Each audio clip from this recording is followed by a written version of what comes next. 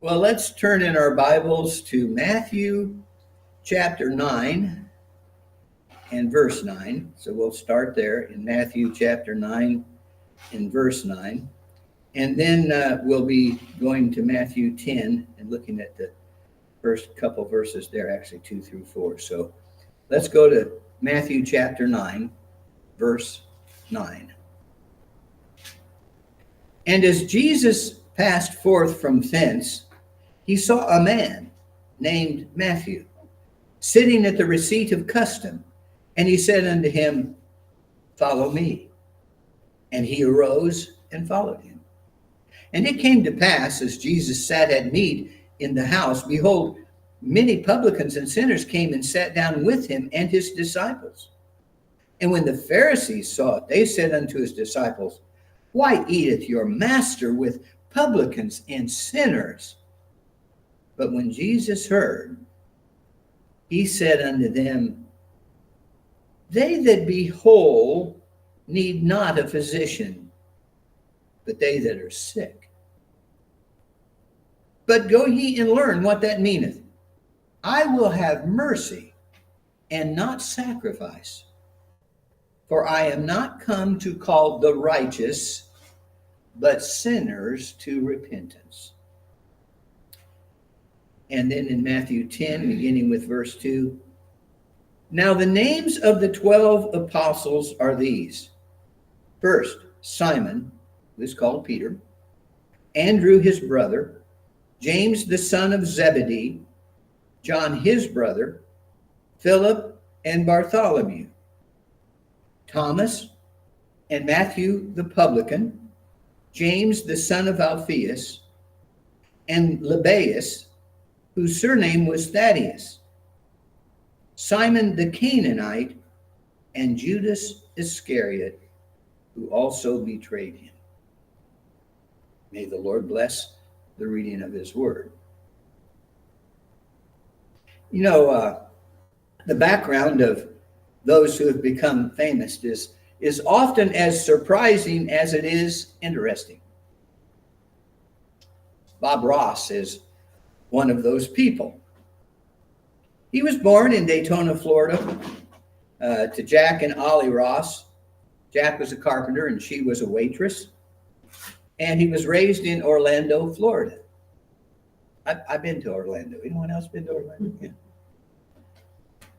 He dropped out of high school in the 9th grade.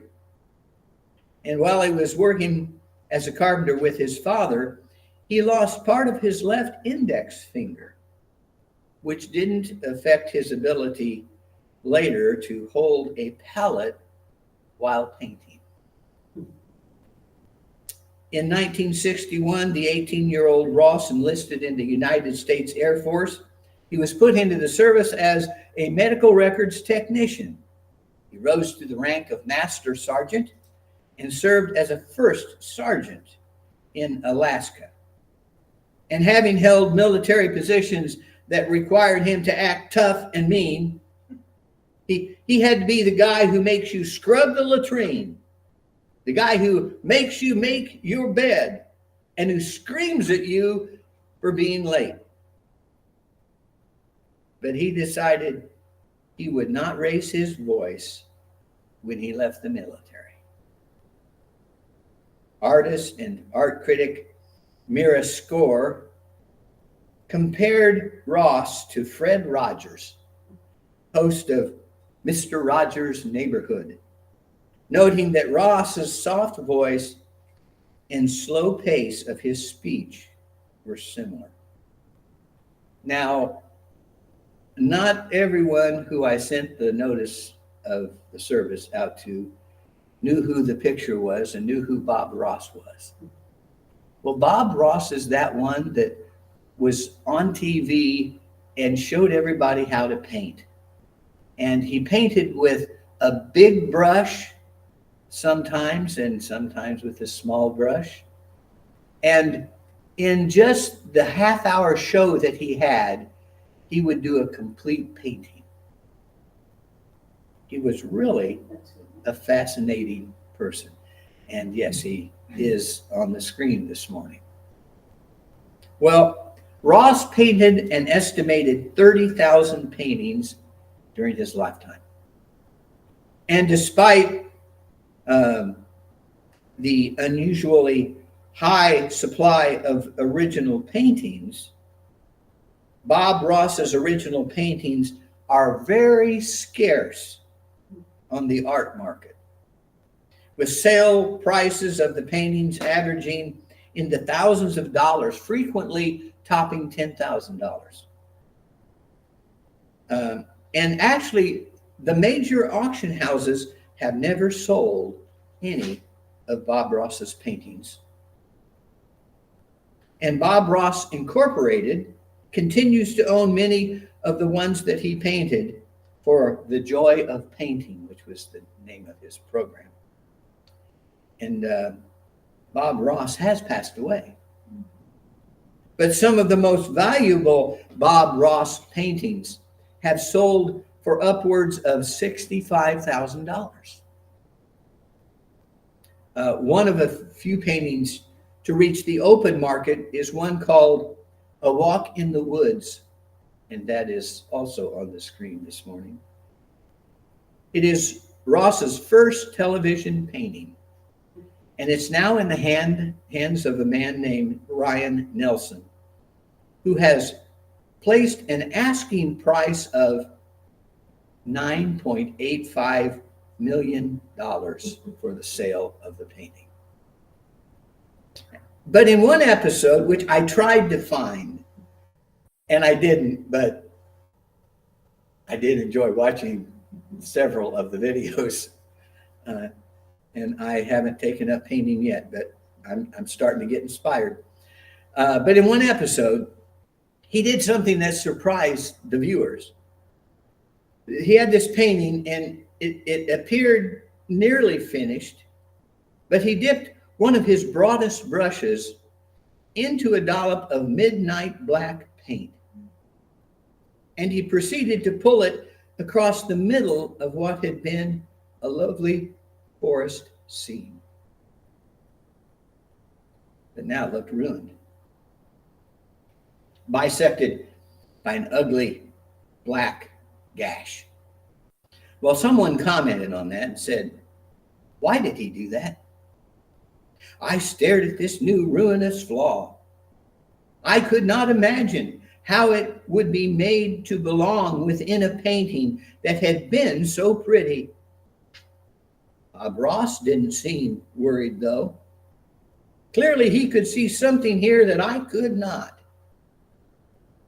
And sure enough, as I watched, brush stroke by brush stroke, he transformed that black stripe into an incredible river. Vibrant and realistic, it tumbled its way through what just moments ago had been a nice but much less interesting painting. That black stripe had never been a flaw at all. Bob Ross had a plan, but instead of telling us up front, he'd wait for us to discover the beauty as it unfolded in his painting. And Bob Ross's painting reminded me of the Apostle Matthew. He wasn't the son of a carpenter, but he was the student of the son of a carpenter. He didn't paint pictures with a brush, but Matthew did paint pictures with words. And knowing about Matthew's life, the Gospel of Matthew that he wrote is turning into a blessed and fascinating experience as we gather together on Friday for the book club. So let's take a closer look at Matthew the man and at the book that he wrote. Now, Matthew was one of the 12. We used to refer to them as the 12 disciples.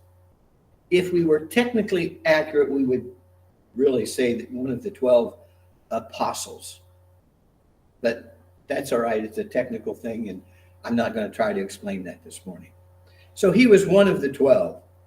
And if you ask me for who they are, you would not hear me sing it, but in my mind, I would be singing the song that says, Jesus called them one by one, Peter, Andrew, James, and John. Next came Philip, Thomas too, Matthew and Bartholomew.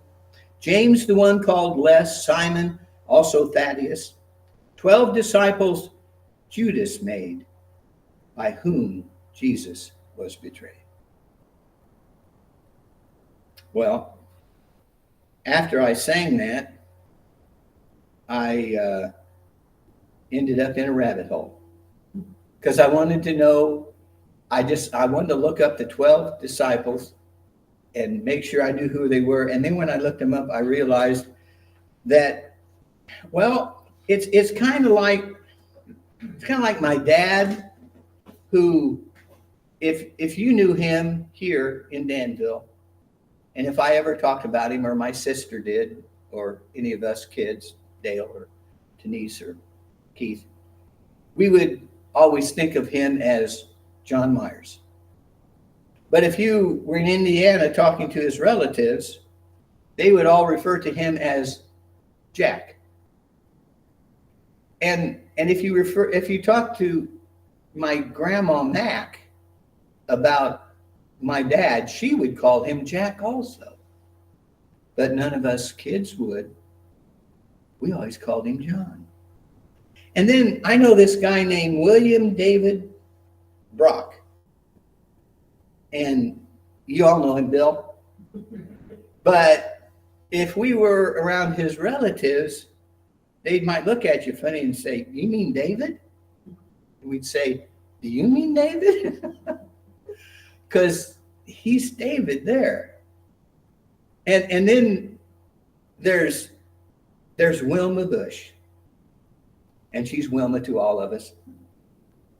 Except when one of us who knows Norma Schmidt accidentally refers to Wilma as Norma.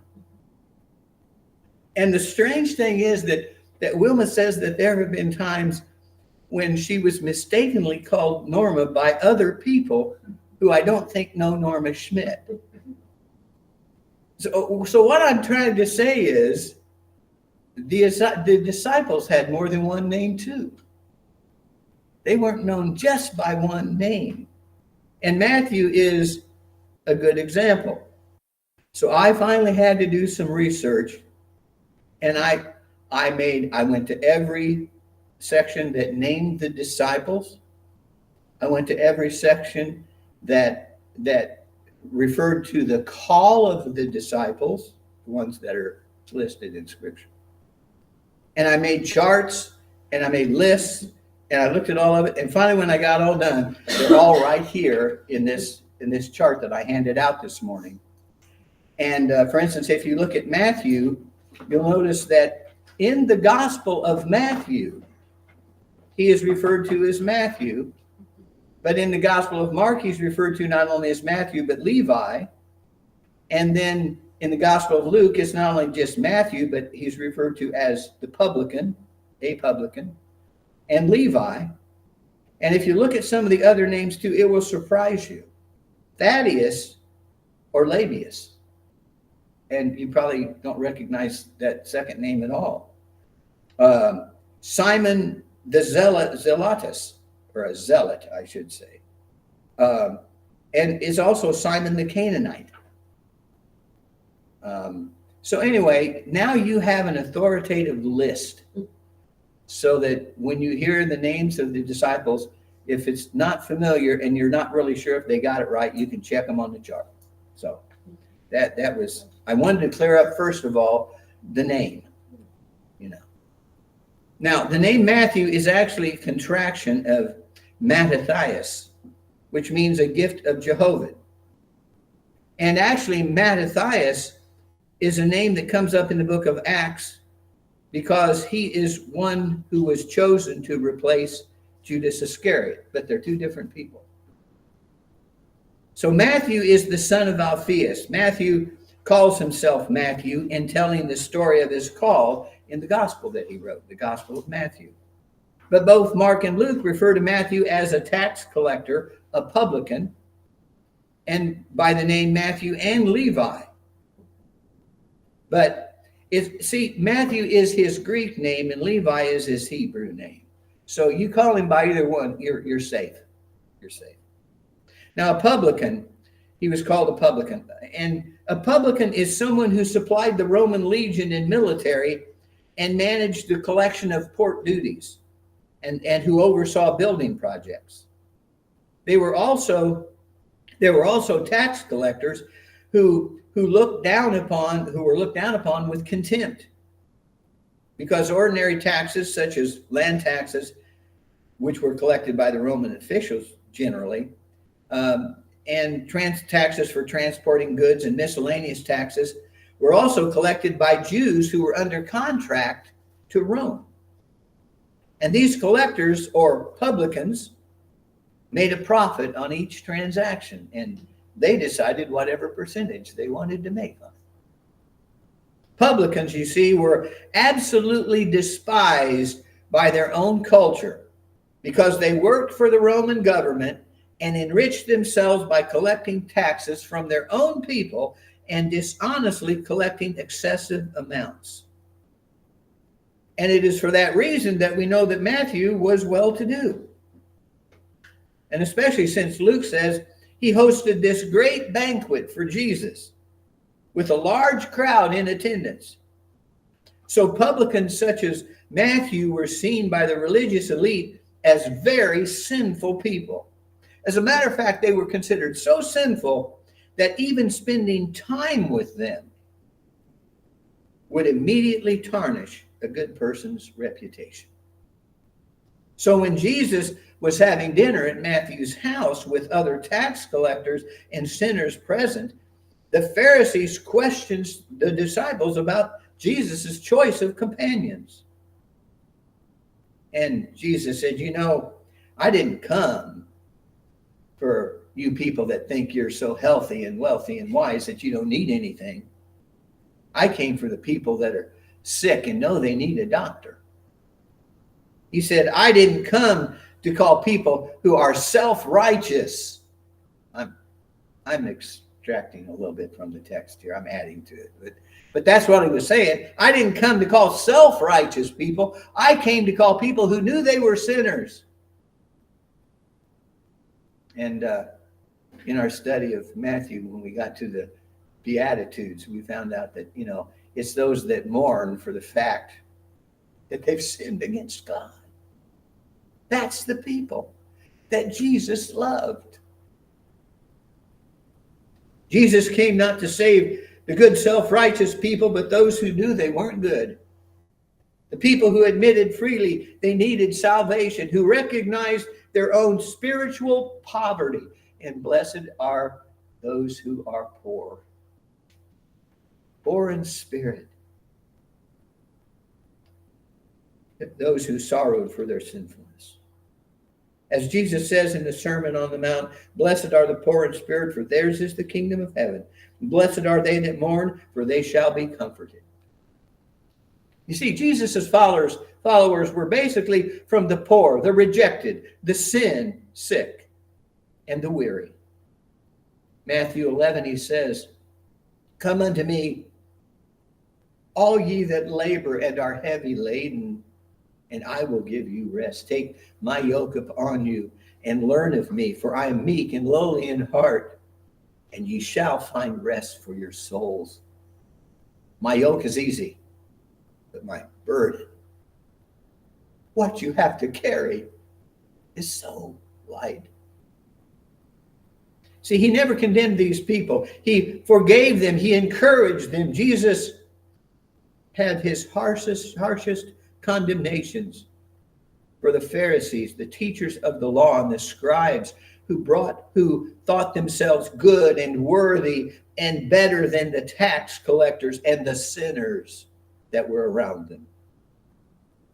Came to pass, Jesus, as he sat at meat in the house, behold, the publicans and the sinners came and sat down with him and his disciples. And when the Pharisees saw it, they said unto the disciples, why eateth your master with publicans and sinners?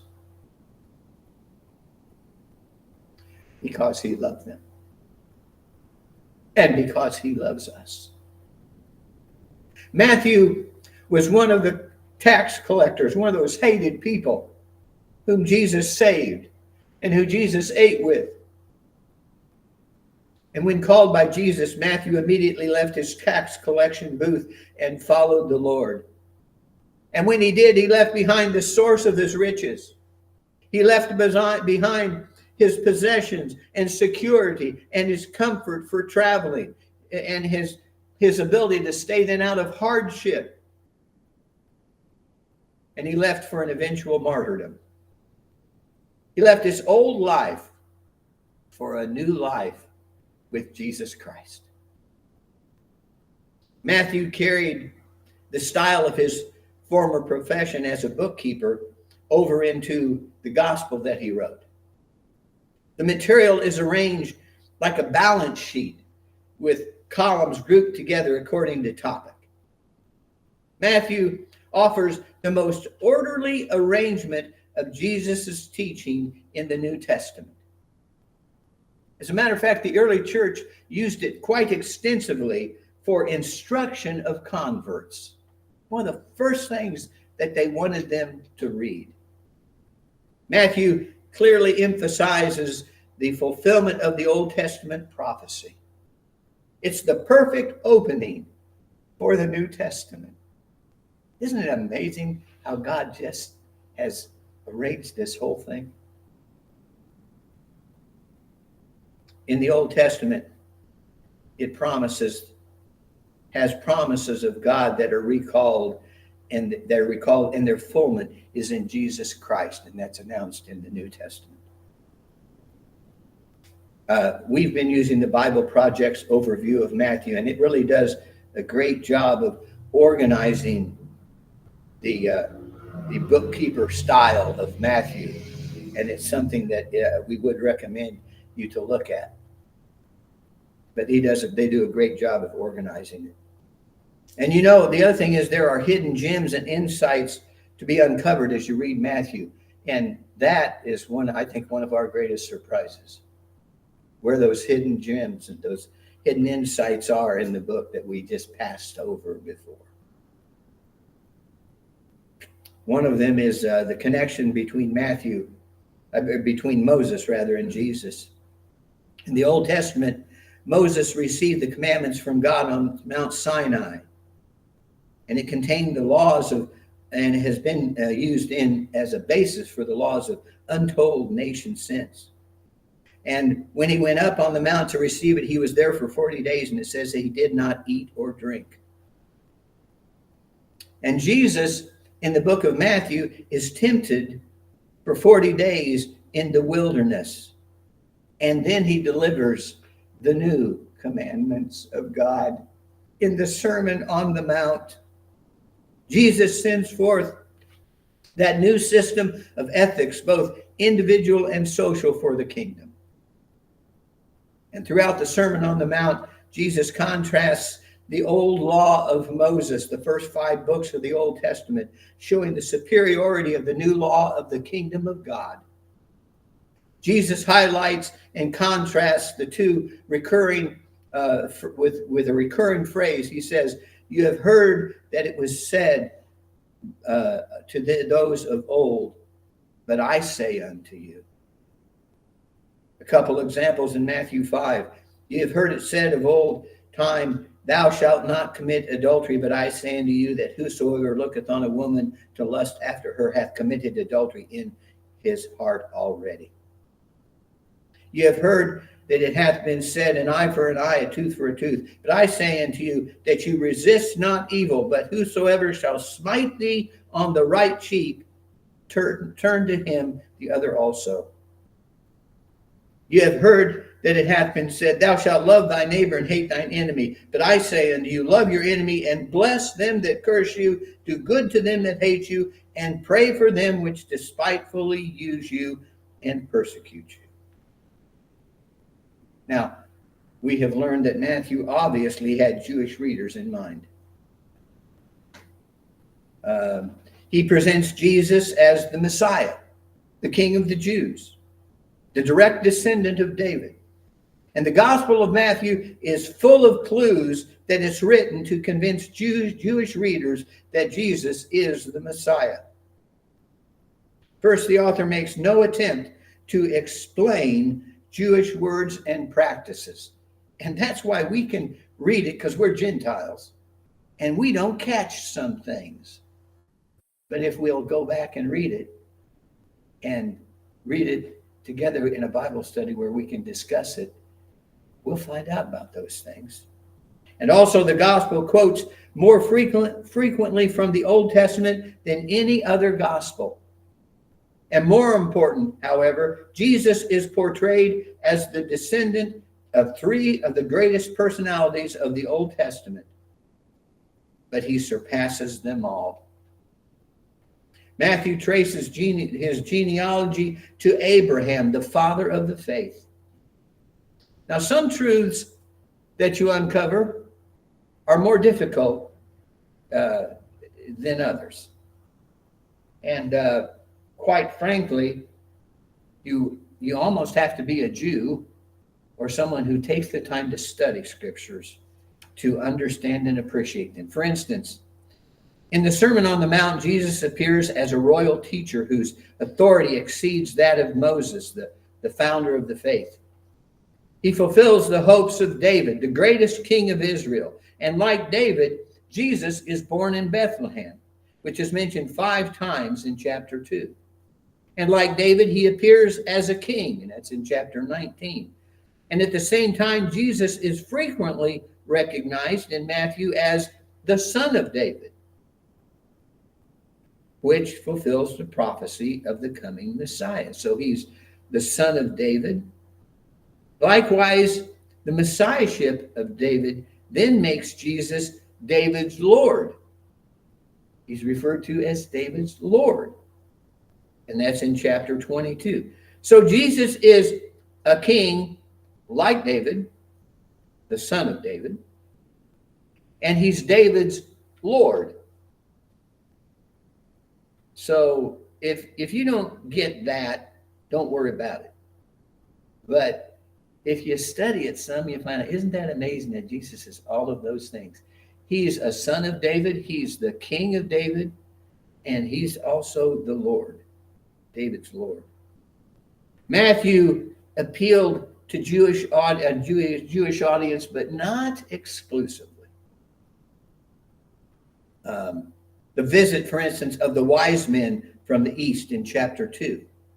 That foreshadows the gospel being rejected by the Jews, but accepted by the Gentiles. And for instance, we have the Great Commission, the command to make disciples to all nations, and that's in chapter 28. It indicates the call beyond the Jewish nation. Matthew was written to Jews and Jewish Christians to show that Jesus is the promised Messiah of the Old Testament. It also shows that the gospel does not lead to a narrow Jewish concern, but into the Gentile world. The gospel is for all men. And then there's also the theme of the kingdom that runs throughout the whole gospel. A person enters the kingdom not by saying the right words, but by doing the will of the Father. In chapter 7, it tells us that. The kingdom is more valuable and precious than a gem in chapter 13. The kingdom extends like a fishing net, gathering people from every part of society. The point is that the Gospel of Matthew is a message for you and for me. Now, remember the incident when Bob Ross dipped one of his broadest brushes into a dollop of midnight black paint and then pulled it across the middle of what had been that lovely forest that he was creating. Remember how it looked ruined? Cut right in the middle by this ugly black gash. But we realized that wasn't a flaw. Ross had a plan. And I like what it said about the plan, but instead of telling us up front, he waited for us to discover the beauty as it unfolded in his painting. But you know what? When that happens, we can't help but ask, why? Did it have to be that way? That's sometimes how we experience looking at the scripture. We'll look at it and say, does it have to be that way? Or I just don't understand. It's like the Gospel of Matthew. We ask why sometimes, or we don't understand. All we see are questions. But when you look carefully and patiently, you'll find that there is a beauty that unfolds. We see things that we missed before. And if we look at our lives and the blessings of Christ in our lives, if we'll look a little more carefully, we'll begin to see the beauty as it is unfolding. If you're unsaved, you may likewise see becoming a Christian like a ruinous flaw that's going to spoil your whole life and you won't ever have any more fun. And you just don't think that's, I can't imagine a Christian life. But God has a plan for you and for me, for every one of us. He's waiting for us to discover the beauty that unfolds when we give up and give our lives to Him. So let Him change your point of view in your life. And your salvation is only one prayer away.